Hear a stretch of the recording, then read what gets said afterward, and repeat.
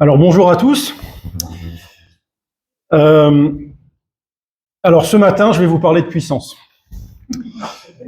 Et de la puissance de la parole de Dieu.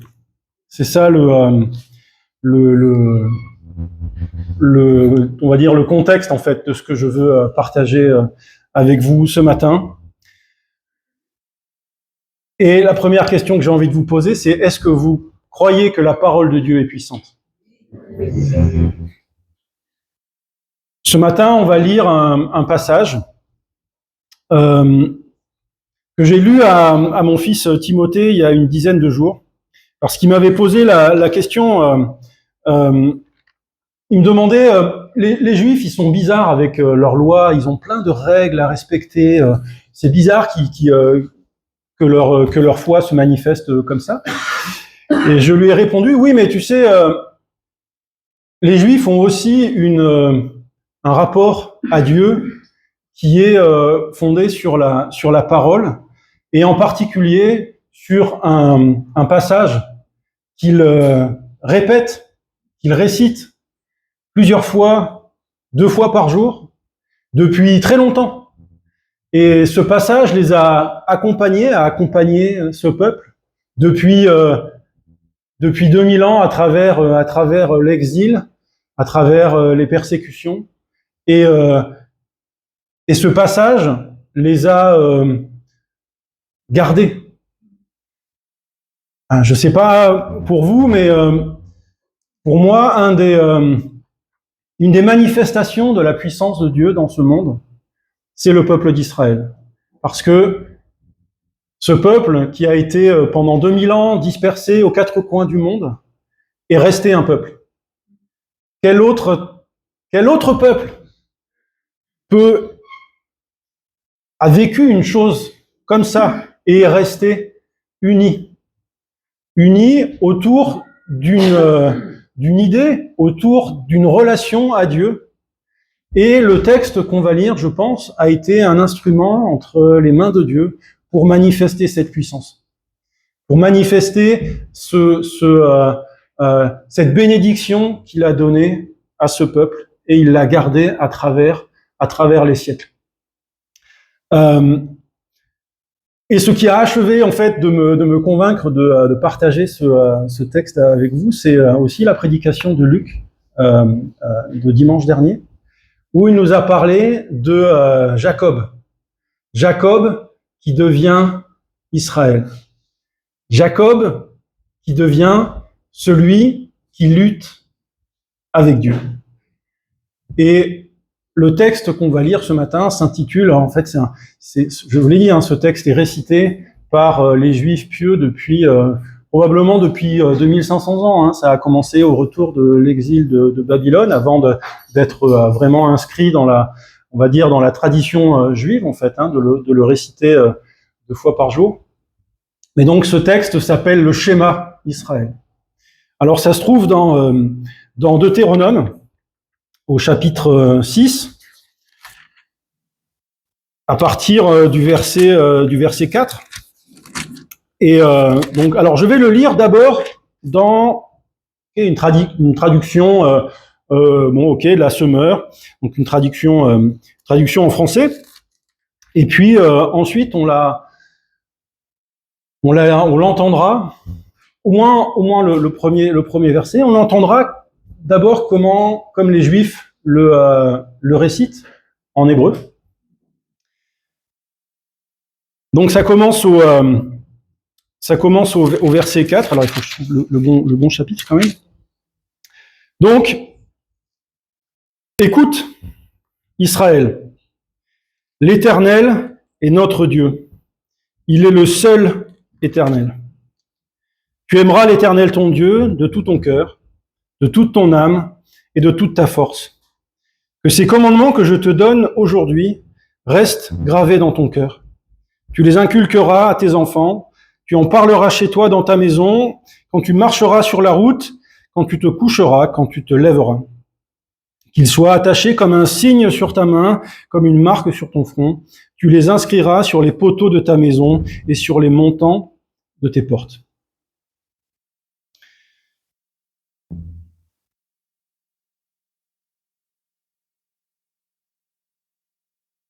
matin et soir, ces paroles devront t'accompagner. Et donc effectivement, hein, les Juifs ont pris ça de façon littérale, hein, et sur le fait d'inscrire la parole sur tes mains, sur ton front, sur les linteaux de ta porte. Hein, vous savez les traditions qui vont avec ça, la mezouza qui est vissée sur les montants des portes. Donc ça c'est une première réponse à ce texte. Mais c'est vrai que la récitation de ces paroles, et moi quand je lis ce texte, en fait, j'ai envie de dire, je sens la profondeur historique, en fait. Le fait de penser que ces mots ont été prononcés dans des circonstances souvent terribles. Hein.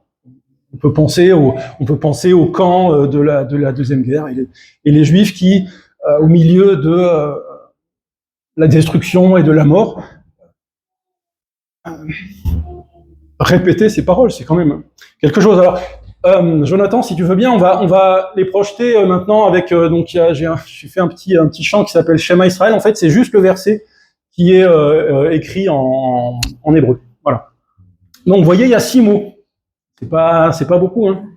6 mots. Et ben, on va prendre un petit moment et on va lire ces 6 mots. Alors, je vais d'abord les prononcer comme comme beaucoup de Juifs les prononcent. Donc, Shema Israël, Adonai, Eloheinu, Adonai Echad. Alors voilà, c'est comme ça qu'il le prononce. Et on va prendre chacun des mots. Donc, Shema, écoute. Écoute, ça veut dire, bon alors, c'est un commandement, hein, c'est une instruction qui est donnée. Donc c'est Moïse, hein, qui parle au nom de Dieu et qui dit écoute. Et voilà, tu te lèves le matin et tu dis écoute. Tu te couches le soir et tu dis écoute. Ça veut dire que tu te mets dans une position où tu dis Dieu veut me parler. Il veut me parler et donc c'est à moi de faire silence. C'est à moi de me préparer à la révélation que Dieu veut me donner. C'est aussi une préparation à choisir, parce que ce texte va me confronter à un choix, de savoir qu'est-ce que je fais de ces paroles qui suivent, de ce commandement qui m'est donné. Israël, donc j'en ai déjà parlé, mais évidemment Israël, c'est d'abord le peuple. Or, la suite de ces versets est au pluriel, hein, ça s'adresse à un groupe. Donc, bien sûr, c'est le peuple que l'Éternel a choisi, le peuple dont l'identité se trouve dans cette relation. J'ai envie de dire que, je vous ai dit, pour moi, ce texte, c'est celui qui a permis à ce que l'identité, que la cohésion de ce peuple soit préservée à travers la dispersion. Écoute, Israël, toi, le peuple que Dieu a choisi. Alors, quand je récite ce verset, évidemment, je me place dans cette relation à Dieu, dans cette élection de Dieu. Mais Israël, c'est aussi le nouveau nom de Jacob, celui qui lutte avec Dieu. Et c'est là où ça nous rejoint, nous. Parce que dans ce « écoute Israël », eh ben, ça s'adresse aussi à nous. Et ça nous pose aussi la question, alors, est-ce que toi, tu es celui qui lutte avec Dieu? Et Luc nous l'a rappelé dimanche dernier. C'est le moment de la conversion de Jacob. C'est le moment où le Dieu dont il avait entendu parler devient son Dieu. Et c'est la même chose pour nous. Est-ce que moi, je suis celui qui accepte d'écouter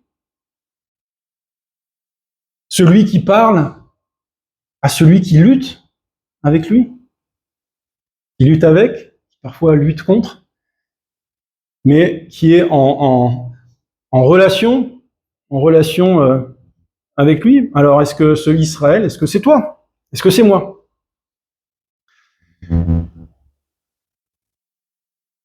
On arrive au mot suivant. Vous voyez, je l'ai écrit d'une façon, en fait,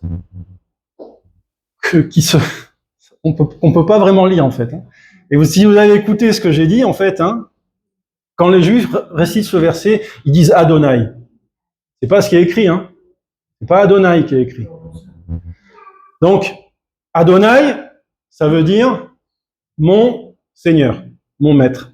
Adon, maître, Aïe, bon. Parce que, pour les Juifs, ce mot se prononce pas. Le tétragramme, Yod, et, Vav, et, les lettres, ces lettres-là, ça se prononce pas. Alors, il y a plusieurs raisons à ça. Alors, la première, c'est que pour les Juifs, ce nom est trop saint.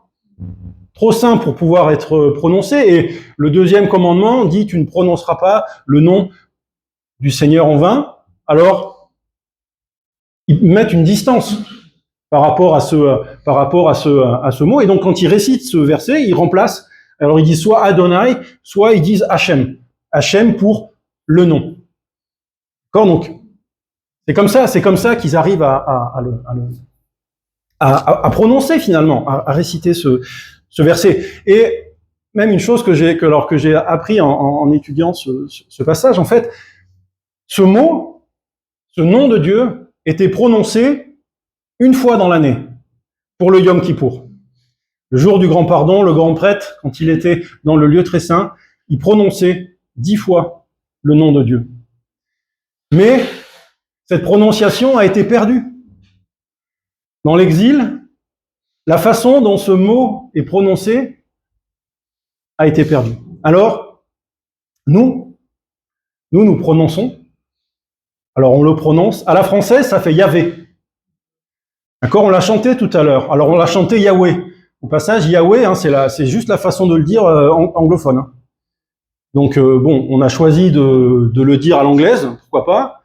On peut prononcer Jéhovah aussi. C'est une autre façon de le dire. Mais ce mot, voilà, ce mot se prononce pas.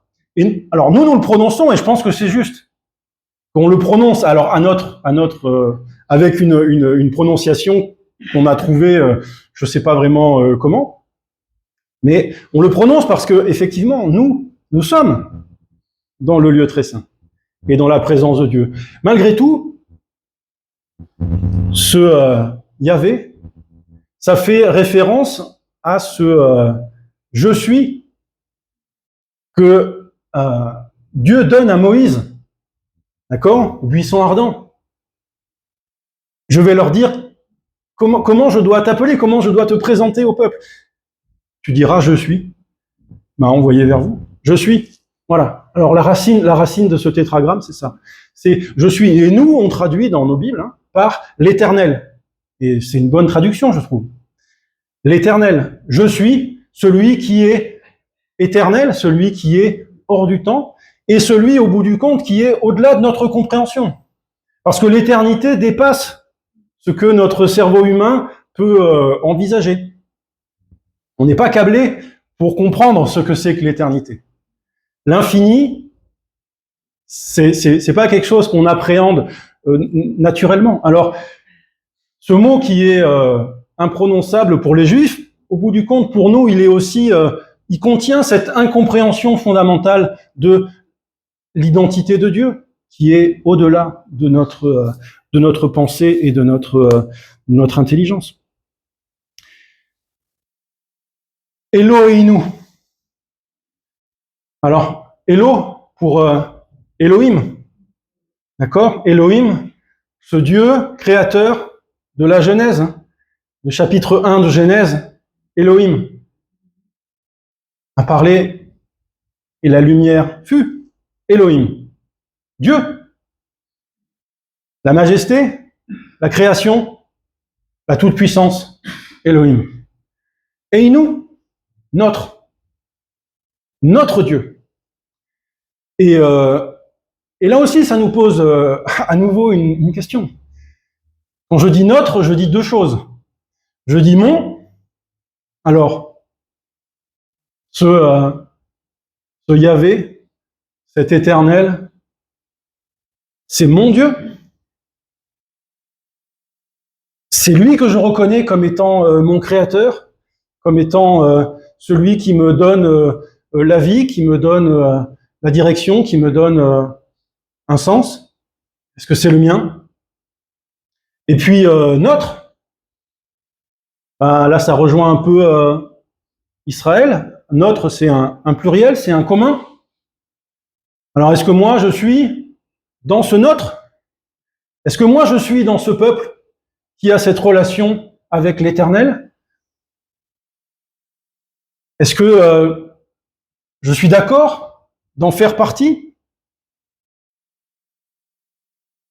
Donc vous voyez, on a fait que 4 mots et on a déjà dit tellement. Et donc évidemment, quand je récite ces paroles, je dis beaucoup de choses sur qui je suis, sur où je suis et avec qui je suis en relation. Yahvé Echad. Alors, je le prononce bien, j'espère. Ce H, ça se prononce comme un. Ce que j'ai lu, c'est comme un de espagnol. Donc Echad. Alors dans notre traduction, on lit le seul éternel, le seul, l'unique.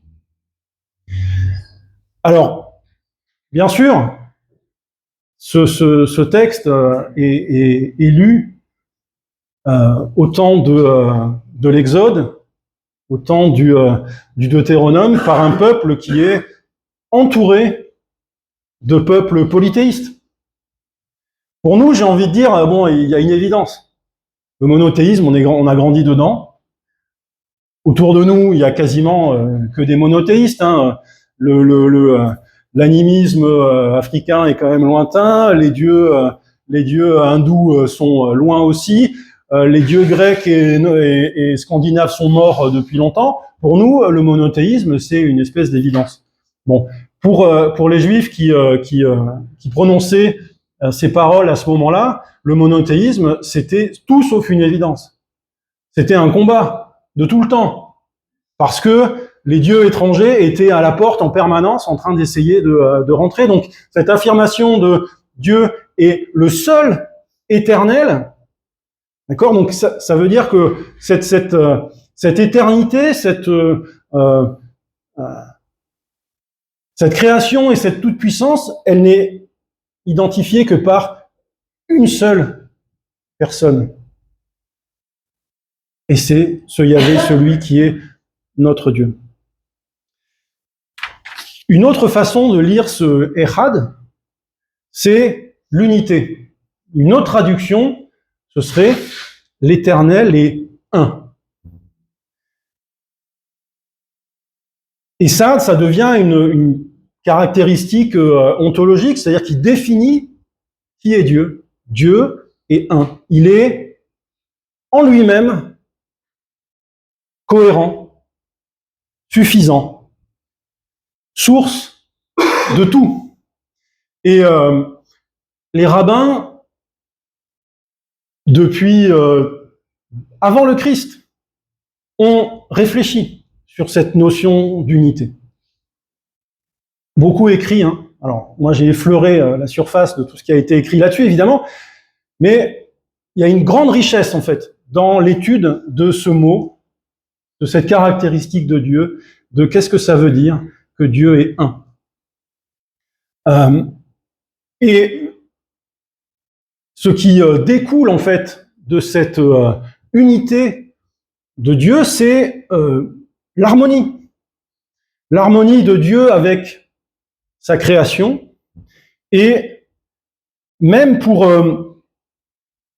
et en fait, dans la mesure où cette unité renvoie à une totalité, je disais que Dieu est source de tout, cette unité de Dieu se propage à sa création et à celui qui en est l'image.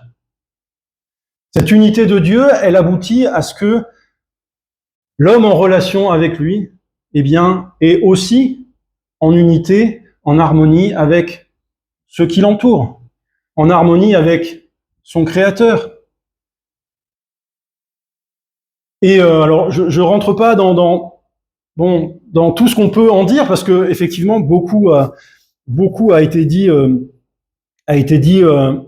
là-dessus, mais ça nous pose aussi une question à nous, cette question de l'unité, parce que en tant que reflet de qui est Dieu, ça nous pose la question de notre propre unité. Alors, j'ai envie de dire d'abord, peut-être même en tant que corps de Christ, et on va lire ensuite ce que Jésus dit lui-même sur l'unité. Mais quand je dis Dieu est un,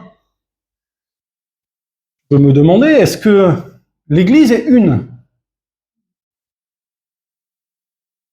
Et personnellement, cette parole-là finalement me remet en question. Parce que moi, je suis tellement habitué à ce que l'Église soit pas une du tout. À ce que l'Église soit découpée en morceaux qui se parlent ou pas,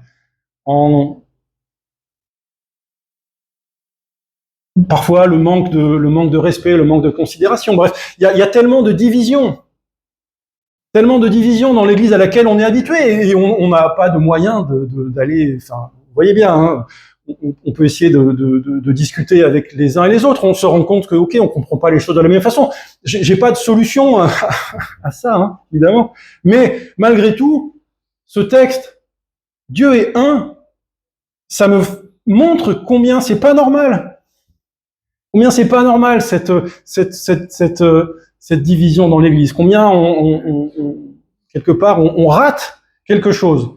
Et finalement, ok, ça me pousse à me dire, ce que je peux faire pour rétablir ou du moins vivre l'unité, il faut que je le fasse. Parce que c'est la nature même de Dieu. Et puis, donc, je parle du corps de Christ, de l'Église, mais évidemment, donc ma propre unité. Donc, on parlait d'harmonie, et donc les rabbins, effectivement, nous parlent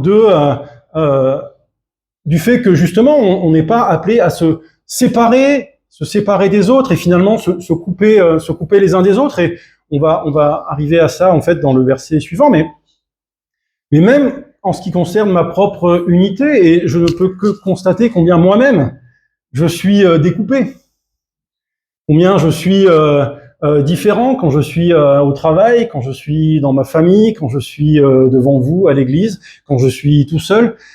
Tout ça, c'est des parties de moi qui sont finalement différentes, avec un langage qui est pas le même, avec des pensées qui sont pas les mêmes.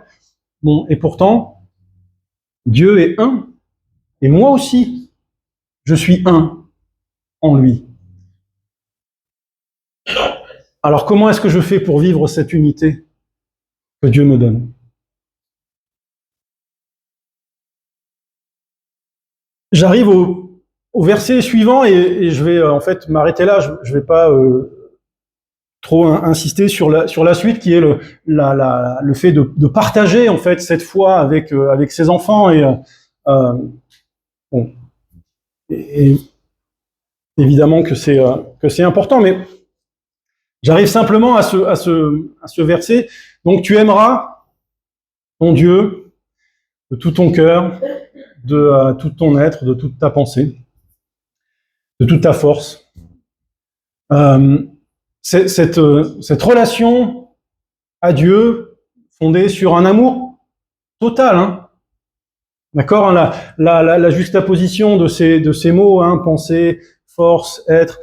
Bon, on comprend bien l'idée que derrière tout ça, il y a l'idée que l'ensemble de ce que je suis est appelé à être amour pour Dieu. Et c'est intéressant de constater que Alors les rabbins déjà avaient fait le lien avec ce verset de Lévitique, donc qui se trouve, d'accord, pas dans le même livre, hein. Donc dans Lévitique, chapitre 19, où il est dit, tu aimeras ton prochain comme toi-même, je suis l'Éternel. Bon, c'est ça le verset de Lévitique. Tu aimeras ton prochain comme toi-même, je suis l'Éternel. Et les rabbins avaient déjà, avant le Christ, hein, avaient déjà réfléchi au fait que, eh bien, de cette unité de Dieu découle cette relation d'amour avec lui et puis cette relation d'amour entre nous.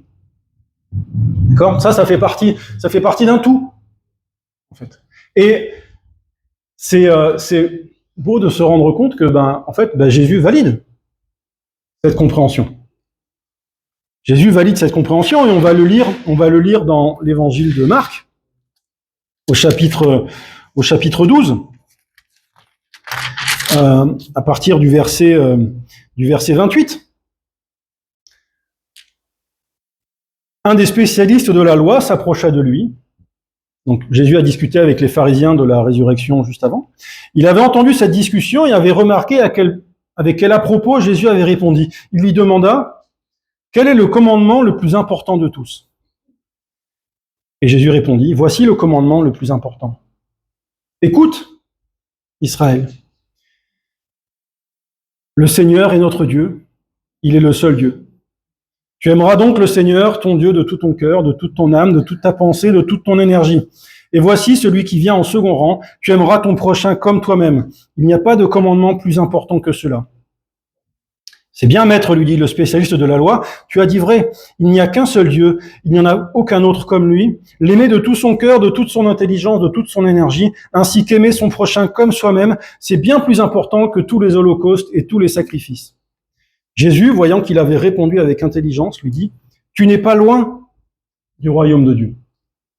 Et après cela, personne n'osa plus lui poser de questions.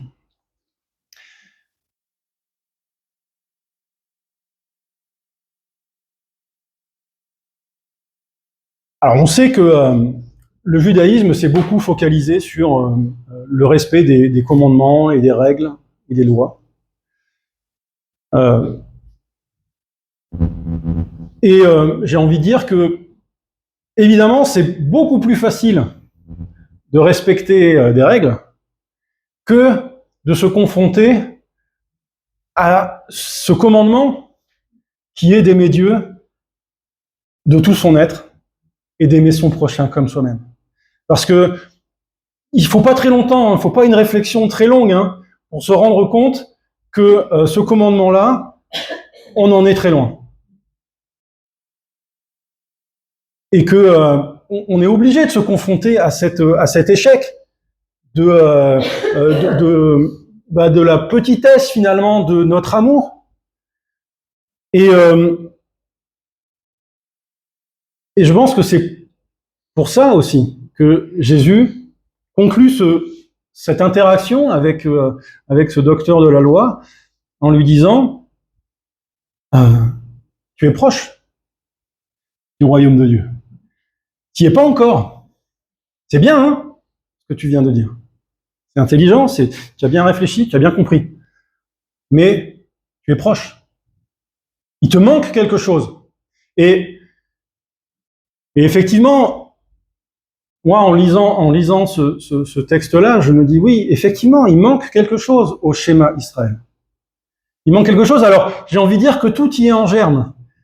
Tout est déjà là.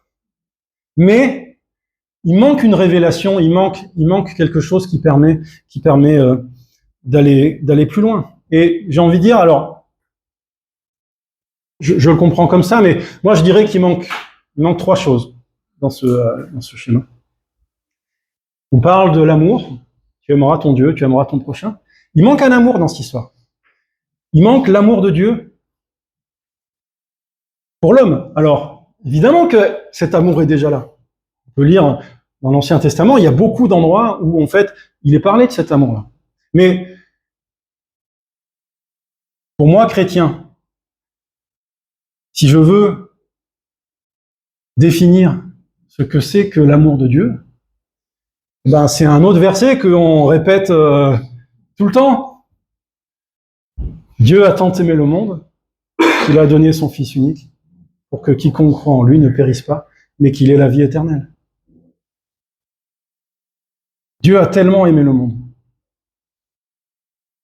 Donc, cet amour dont il est question dans le schéma, cet amour de la créature pour son créateur, eh bien, cet amour, en fait, ne fait que répondre à un amour qui était préexistant, qui était déjà là de toute éternité et qui se révèle parfaitement en Christ.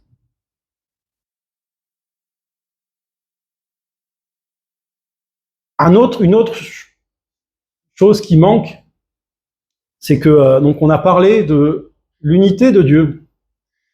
Et cette unité, elle ne se réalise pleinement qu'en Christ. Non seulement la caractéristique propre de Dieu, qui est cette unité que nous on appelle Trinité, cette unité du Père, du Fils et de l'Esprit. Cette unité, on ne la comprend effectivement, on ne la comprend qu'en Christ. Et cette unité avec Dieu, là aussi, on ne la comprend qu'en Christ et elle ne se réalise finalement que pleinement par l'Esprit de Dieu qui vient habiter en nous. Je lis juste donc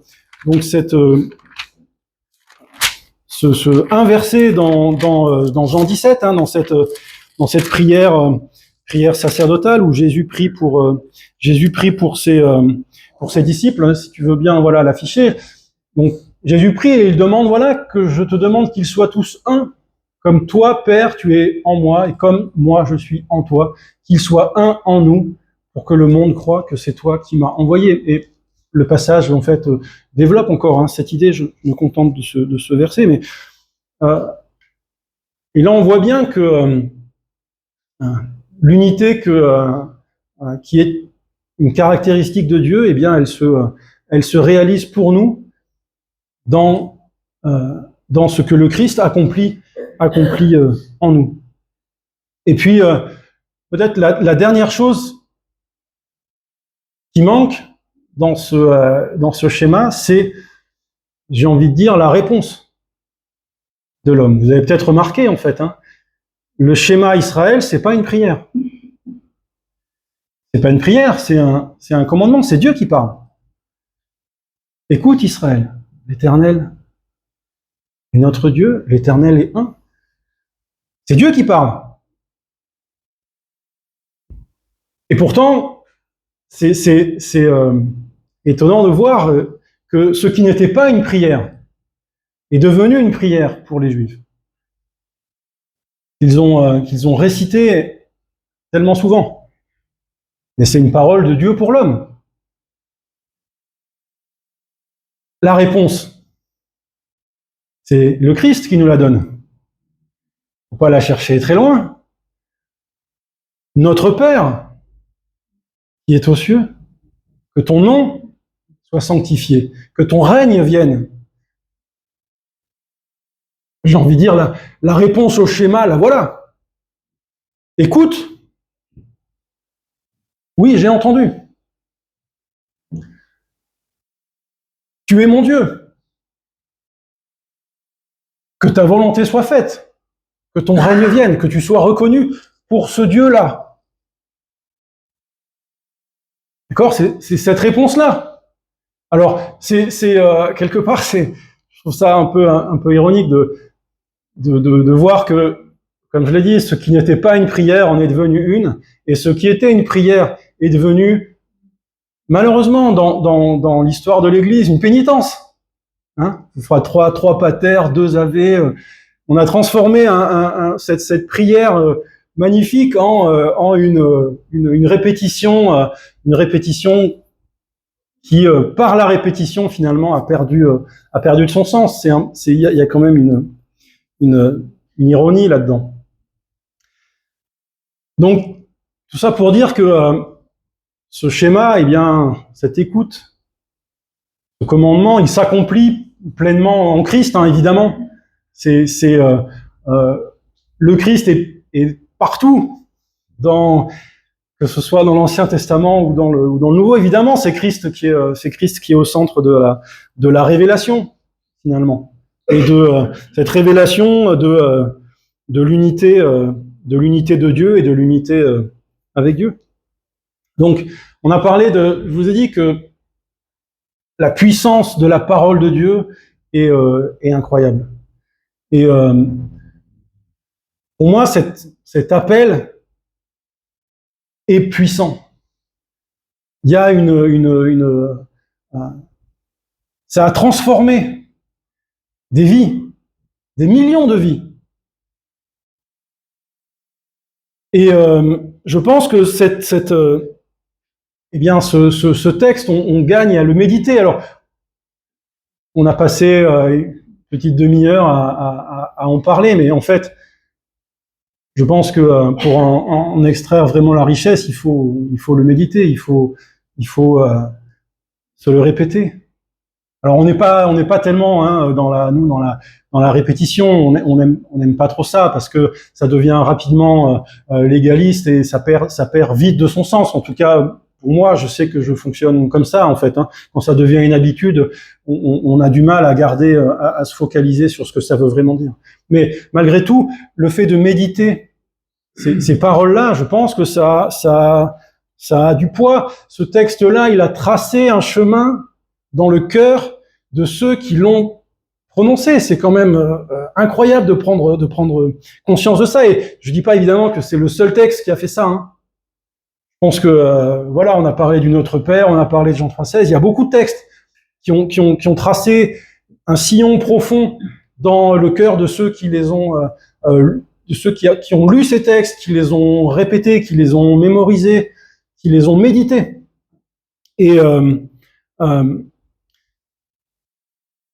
donc cet appel à Israël, cet appel à celui qui lutte avec Dieu, cet appel à écouter, et je pense qu'il faut que nous aussi on l'entende et que on se laisse bien transformer par cette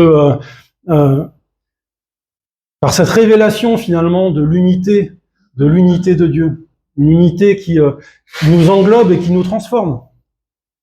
Alors, souvent, je me dis, quand je fais des prédications, je me dis, j'ai quand même tendance à être un peu trop théorique et à bien aimer la réflexion et puis les concepts, voilà, parce que moi, c'est comme ça que je réfléchis et je trouve qu'effectivement, ces idées, en fait, ces pensées transforment.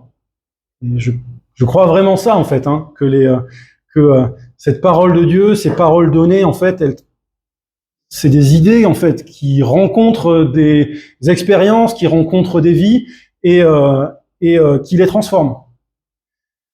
Et on a aussi besoin de choses parfois plus pratiques. Alors, bon, personnellement, la façon dont ce texte m'interpelle, c'est que je me dis, oui, quand je me lève et quand je me couche, répétez peut-être dans mon cœur, écoute Israël. Et je pense que oui, ça peut alors participer à ma transformation, participer à ma relation à Dieu. Et je veux vous encourager, je veux m'encourager à prendre du temps pour méditer ces paroles et les méditer régulièrement, même si ça fait discipline, même si ça fait si on a l'impression que c'est une espèce d'obligation. Je pense qu'il faut justement lutter pour que cette relation à Dieu qui parfois peut sembler répétitive, eh bien en fait qu'on lui donne du sens et que on y mette de l'énergie. Et je pense que l'énergie qu'on met là-dedans, eh bien Dieu s'en sert pour nous transformer. Merci.